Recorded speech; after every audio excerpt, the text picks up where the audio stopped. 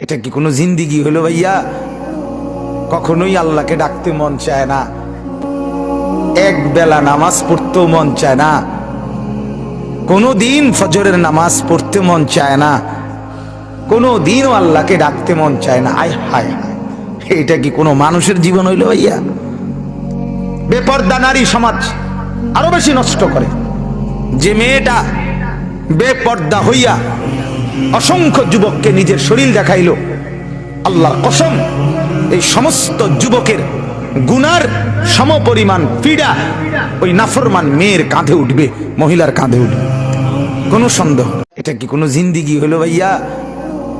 কখনোই আল্লাহকে ডাকতে মন চায় না, এক বেলা নামাজ পড়তেও মন চায় না, কোনো দিন ফজরের নামাজ পড়তে মন চায় না, কোনো দিনও আল্লাহকে ডাকতে মন চায় না। আয় হায় হায়, এটা কি কোনো মানুষের